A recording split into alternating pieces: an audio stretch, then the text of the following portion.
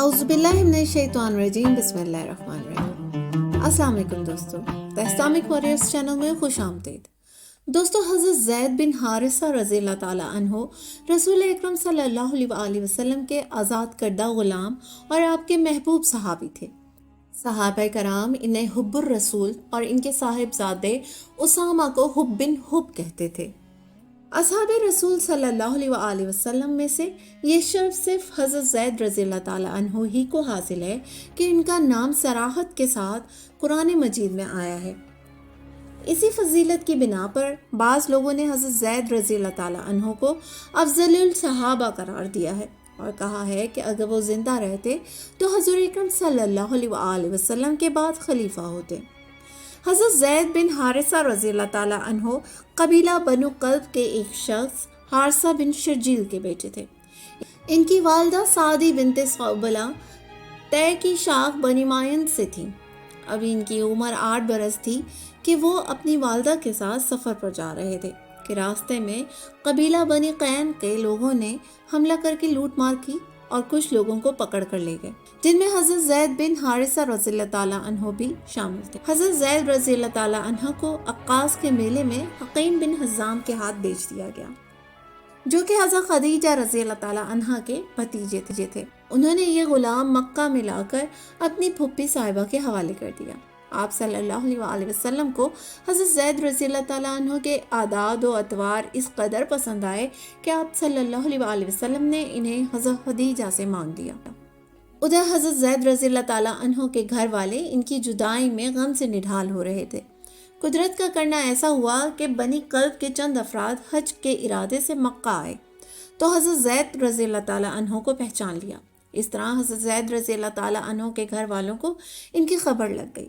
چنانچہ حضرت زید رضی اللہ تعالیٰ عنہ کے والد حارثہ، چچا کعب اور بھائی بھاگے ہوئے مکہ پہنچے۔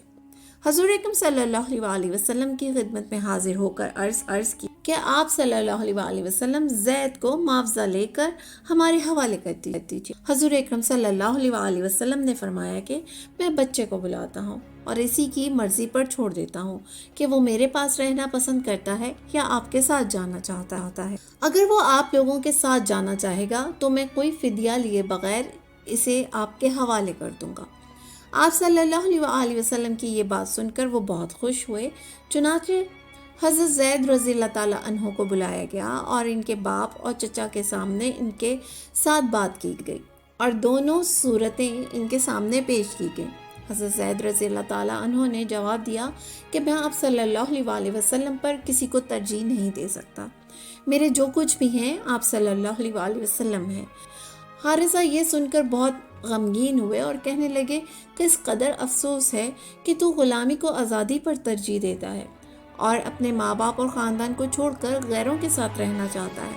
حضرت زید رضی اللہ تعالیٰ عنہ نے جواب دیا کہ اس ہستی کے ساتھ رہ کر میری آنکھوں نے جو کچھ دیکھا ہے اس کے بعد دنیا و مافیہ کو اس کے سامنے حقیر سمجھتا ہوں۔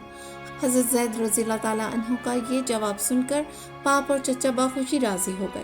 حضور اکرم صلی اللہ علیہ وآلہ وسلم نے اسی وقت حضرت زید رضی اللہ تعالیٰ عنہ کو آزاد کر دیا اور حرم میں جا کر قریش کے مجمع عام میں اعلان کرا دیا کہ آپ سب لوگ گواہ رہیں، آج سے زید رضی اللہ تعالیٰ عنہ میرا بیٹا ہے، یہ مجھ سے وراثت پائے گا اور میں اس سے۔ حارثہ نے یہ سنا تو اور بھی خوش ہوا۔ باپ اور چچا دونوں مطمئن ہو کر واپس چلے گئے۔ اب وہ کبھی کبھی مکہ آتے اور حضرت زید رضی اللہ تعالیٰ عنہ کو دیکھ کر آنکھیں ٹھنڈی کر لیتے۔ چونکہ حضرت زید رضی اللہ تعالیٰ عنہ کو آپ صلی اللہ علیہ وآلہ وسلم نے آزاد کر کے بیٹا بنا لیا تھا، اس لیے لوگ آپ کو زید بن محمد پکارنے لگے تھے۔ جب آپ صلی اللہ علیہ وآلہ وسلم نے اعلان نبوت فرمایا تو حضرت زید رضی اللہ تعالیٰ عنہ کی عمر 30 سال تھی۔ اعلان نبوت کے ساتھ ہی ام المومنین حضرت خدیجہ رضی اللہ تعالیٰ عنہ، آپ صلی اللہ علیہ وآلہ وسلم کے چچا زاد بھائی حضرت علی رضی اللہ تعالیٰ عنہ، جو آپ صلی اللہ علیہ وآلہ وسلم ہی کے گھر میں پرورش پا رہے تھے، اور آپ صلی اللہ علیہ وآلہ وسلم کے رفیق حضرت ابو بکر صدیق رضی اللہ تعالیٰ عنہ ایمان لے آئے، اور ان کے ساتھ ہی حضرت زید رضی اللہ تعالیٰ عنہ نے بھی لبیک کہا، اور یوں وہ ان 4 ممتاز ہستیوں میں شامل ہو گئے جنہوں نے سب سے پہلے اسلام قبول کیا۔ اسلام حقیقت پسندانہ رویے کا قائل ہے، لہذا حقیقت کے مقابلے میں مصنوعیت کو قبول نہیں کرتا۔ رائج الوقت دستور کے موافق مدبنا کی حیثیت بالکل حقیقی بیٹے کی سی تسلیم کی جاتی تھی، مگر اسلام نے اس کی اصلاح کر دی۔ چنانچہ سورہ احزاب میں فرمایا، اور نہ اس نے تمہارے منہ بولے بیٹوں کو تمہارا حقیقی بیٹا بنایا ہے، یہ تو وہ باتیں ہیں جو تم لوگ اپنے منہ سے نکالتے ہو، مگر اللہ وہ بات کرتا ہے جو مبنی بر حقیقت ہو، اور وہی صحیح طریقے کی طرف رہنمائی کرتا ہے۔ منہ بولے بیٹوں کو ان کے باپوں کی نسبت سے پکارو، یہ اللہ کے نزدیک زیادہ منصفانہ بات ہے۔ اس واضح ہدایت کے آ جانے کے بعد مسلمان زید بن محمد کی بجائے زید بن حارثہ رضی اللہ تعالیٰ عنہ کہنے لگے، جیسا کہ آغاز میں بیان کیا گیا کہ حضرت زید ہی وہ واحد صحابی ہیں جن کا نام قرآن حکیم میں مذکور ہے۔ اس کی وجہ بیان کرتے ہوئے علامہ شبیر احمد عثمانی لکھتے ہیں، چونکہ قرآن کے حکم کے موافق ان کے نام سے اس نسبت عظیمہ کا شرف جدا کر لیا گیا تھا، شاید اس کی تلافی کے لیے تمام صحابہ رضی اللہ تعالیٰ عنہ کے مجمع میں صرف ان کو یہ اعزاز بخشا گیا کہ ان کا نام قرآن میں تصریحاً وارد ہوا۔ حضرت زید رضی اللہ تعالیٰ عنہ آپ صلی اللہ علیہ وسلم کے لیے گھر کے دوسرے افراد ہی کی طرح تھے۔ آپ صلی اللہ علیہ وسلم نے ان کا نکاح ام ایمن سے کر دیا، جن کے بطن سے حضرت اسامہ پیدا ہوئے۔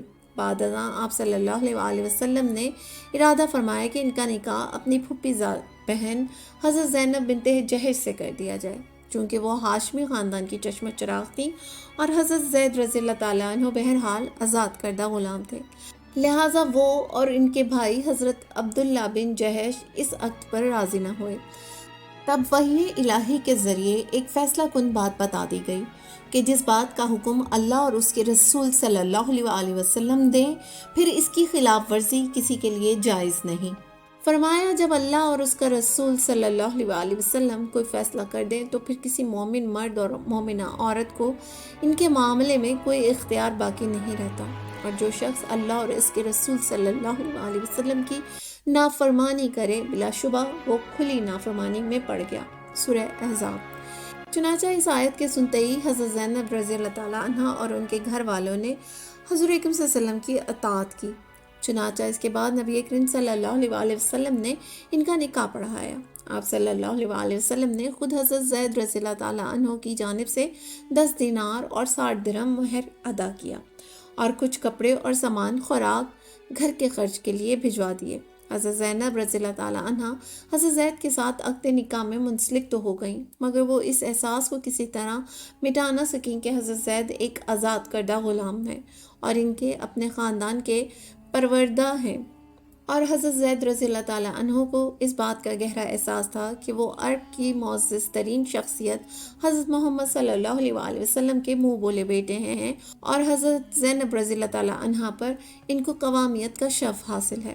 لیکن خدا کی شان کے میاں بیوی میں نباہ نہ ہو سکا، اور حضرت زید رضی اللہ تعالیٰ عنہ نے ان کو طلاق دے دی۔ رسول پاک صلی اللہ علیہ وسلم کو آپ کے ساتھ بے حد محبت تھی۔ طبقات ابن سعد کے مطابق حضرت زید رضی اللہ تعالیٰ عنہ کو آپ صلی اللہ علیہ وسلم نے 9 دفعہ سپہ سالار بنا کر بھیجا۔ آپ نے تقریباً تمام معروف معرکوں میں شرکت کی۔ غزوۃ المریسی میں آپ شامل نہ ہوئے کیونکہ حضرت مصطفیٰ صلی اللہ علیہ وسلم نے آپ رضی اللہ تعالیٰ عنہ کو مدینے میں اپنے جانشین کی حیثیت سے چھوڑا تھا۔ حضرت زید رضی اللہ تعالیٰ عنہ تیر اندازی میں مہارت رکھتے تھے، اور اس فن میں ان کا کوئی ثانی نہ تھا۔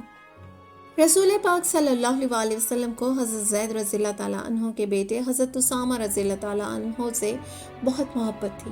جس طرح آپ صلی اللہ علیہ وسلم اپنے نواسوں کو گود میں بٹھاتے تھے، اسی طرح حضرت اسامہ رضی اللہ تعالیٰ عنہ کو بھی بٹھاتے تھے۔ حضرت ابن عمر رضی اللہ تعالیٰ عنہ کہتے ہیں کہ حضرت عمر فاروق رضی اللہ تعالیٰ عنہ نے حضرت اسامہ رضی اللہ تعالیٰ عنہ کا وظیفہ میرے وظیفے سے زیادہ مقرر کیا تھا۔ میں نے وجہ پوچھی تو حضرت عمر فاروق رضی اللہ تعالیٰ عنہ نے فرمایا کہ اے بیٹے اسامہ رضی اللہ تعالیٰ عنہ حضرت مصطفیٰ صلی اللہ علیہ وسلم کو تجھ سے زیادہ پیارے تھے، اور ان کے والد تیرے والد سے زیادہ آپ صلی اللہ علیہ وسلم کو محبوب تھے۔ حضرت زید رضی اللہ تعالیٰ عنہ عظیم سپاہی بھی تھے، ان کے اندر سپہ سالارانہ خوبیاں تھیں۔ رسول اکرم صلی اللہ علیہ وسلم نے جب کوئی فوجی مہم بھیجی اور اس میں حضرت زید رضی اللہ تعالیٰ عنہ شامل تھے تو سرداری انہی کے سپورٹ کی گئی۔ اللہ کے رسول صلی اللہ علیہ وسلم نے انہیں 9 دفعہ مختلف مہمات کی طرف بھیجا۔ صلح حدیبیہ کے بعد حالات اس حوالے سے اسلام کے موافق ہو گئے تھے کہ پورے عرب میں اسلام کا پیغام بلا روک ٹوک پھیلنے لگا تھا۔ 8 ہجری میں اللہ رب العزت نے اپنی حکمت بالغہ سے یہ چاہا کہ رسول اکرم صلی اللہ علیہ وسلم کو اپنے ایک جانثار اور اولاد کی طرح پیارے صحابی کی جدائی میں مبتلا کر دیا جائے۔ پھر فتح مکہ کے بعد جب پورا عرب گروہ در گروہ اسلام کے پرچم تلے جمع ہونے لگا تو آخری پیغمبر ہونے کی وجہ سے آپ صلی اللہ علیہ وآلہ وسلم نے اللہ کی ابدی ہدایت کو باقی دنیا میں بھی روشناس کرانے کی ذمہ داری نبھانے کا قصد کیا۔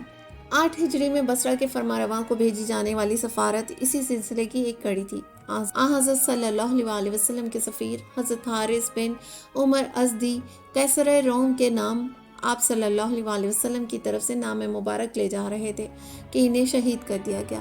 آپ صلی اللہ علیہ وآلہ وسلم کو اس بدعہدی پر بڑا رنج ہوا اور 3000 پر مشتمل لشکر جنگ موطا کے لیے روانہ کیا گیا، اور اس لشکر کا سپہ سالار زید بن حارثہ رضی اللہ تعالیٰ عنہ کو مقرر کیا، اور آپ صلی اللہ علیہ وآلہ وسلم نے فرمایا کہ زید بن حارثہ رضی اللہ تعالیٰ عنہ شہید ہو جائیں تو جعفر بن ابی طالب کو لشکر کی قیادت سونپ دی جائے، اور حضرت جعفر بن ابی طالب شہید ہو جائیں تو عبداللہ بن روا کو قائد لشکر بنا دیا جائے۔ اگر انہیں بھی شہید کر دیا جائے تو پھر مجاہدین اسلام اپنے میں جیسے بہتر سمجھیں قائد بنا لیں۔ لشکر اسلام اللہ کا نام لے کر روانہ ہوا اور مشرقی جانب مقام معان پر پہنچا تو شاہ روم 1,00,000 لشکر جرار لے کر مقابلے میں اترا۔ یہ لشکر خم ٹھوک کر مسلمانوں کے بالمقابل کھڑا ہوا۔ مقام معان پر مسلسل 2 راتیں مشورے اور جنگی نقطہ نظر کی منصوبہ بندی میں گزری۔ ایک مجاہد نے رائے دی کہ ہمیں دشمن کی تعداد کے متعلق رسول اکرم صلی اللہ علیہ وسلم کو بذریعہ خط اطلاع دینی چاہیے اور آپ صلی اللہ علیہ وآلہ وسلم کے حکم کا انتظار کرنا چاہیے۔ دوسرے نے کہا کہ خدا کی قسم، نہ تو ہم تعداد کے بلبوتے پر لڑتے ہیں اور نہ ہم قوت و کثرت کی بنا پر، ہم تو صرف اس دین متین کی حفاظت کے لیے برسرے پیکار ہیں۔ میرے ساتھیوں، جو مقصد لے کر میدان جنگ کی طرف نکلے ہو ہمیشہ اسے ہی پیش نظر رکھنا۔ اللہ رب العزت نے 2 انعامات میں سے ایک ہی ضمانت تمہیں دی ہے، یا تو فتح نصیب ہوگی یا پھر جام شہادت نوش کرو گے۔ مقام معان پر 2 فوجیں بالمقابل آئیں اور لشکر اسلام صرف 3000 پر مشتمل تھا۔ دشمن کی فوج 2,00,000 پر مشتمل تھی۔ اس جنگ میں مسلمان مکمل بہادری سے لڑے کہ دشمن فوج کے دل میں مسلمانوں کی ڈھاک بیٹھ گئی۔ رسول اکرم صلی اللہ علیہ وسلم کے عطا کردہ جھنڈے کی حفاظت کے لیے حضرت زید بن حارثہ رضی اللہ تعالیٰ عنہ ایسی جوان مردی سے لڑے کہ جنگی کارناموں کی تاریخ میں ایسی مثال نہیں ملتی۔ بالآخر دشمنوں کی نیزوں نے آپ کے جسم کو چھلنی کر دیا اور آپ نے جامِ شہادت نوش فرمایا۔ ان کے بعد جھنڈا حضرت جعفر بن ابی طالب رضی اللہ تعالیٰ عنہ نے تھام لیا اور اس کی حفاظت کے لیے بڑی جاں فشانی سے دشمن کے مقابلے میں لڑتے رہے، یہاں تک کہ انہوں نے بھی جام شہادت نوش کیا۔ ان کے بعد عبداللہ بن روا نے آگے بڑھ کر جھنڈا تھام لیا اور ایسی بہادری سے دشمن کا مقابلہ کیا کہ دیکھنے والے شرط رہ گئے، لیکن بالآخر لڑتے لڑتے انہوں نے بھی جام شہادت نوش کیا۔ ان کے بعد حضرت خالد بن ولید رضی اللہ تعالیٰ عنہ کو سپہ سالار منتخب کیا گیا۔ ابھی آپ نئے حلقہ بگوش اسلام ہوئے تھے، لیکن آپ نے اپنے تجربے کی بدولت ایسی جنگی تدابیر اختیار کی کہ لشکر اسلام کو ہزیمت سے بچا لیا۔ دوسری جانب رسول اکرم صلی اللہ علیہ وآلہ وسلم نے مدینہ میں غزوہ موطا کے موقع پر خطبہ دیا، جبکہ مسلمان سپاہی موطا کے میدان میں داد شجاعت دے رہے تھے۔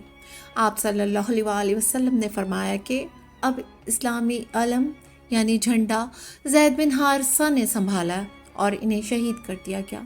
پھر جعفر نے علم اپنے ہاتھ میں اٹھا لیا اور وہ بھی شہید کر دیے گئے۔ اب عبداللہ بن روا نے علم تھام لیا، یہ بھی شہید کر دیے گئے۔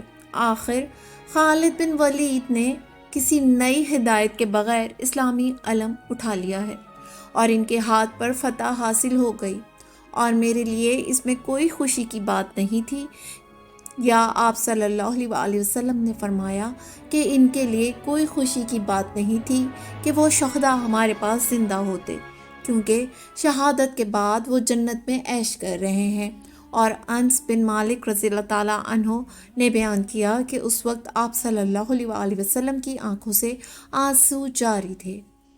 امید کرتے ہیں کہ آپ کو آج کی یہ ویڈیو بہت پسند آئی ہوگی۔ ویڈیو اچھی لگے تو اسے لائک کرنے کے ساتھ ساتھ اپنے دیگر دوستوں کے ساتھ بھی شیئر کر دیجیے اور ہمارے چینل دی اسلامک واریئرز کو سبسکرائب کرنا نہ بھولیں۔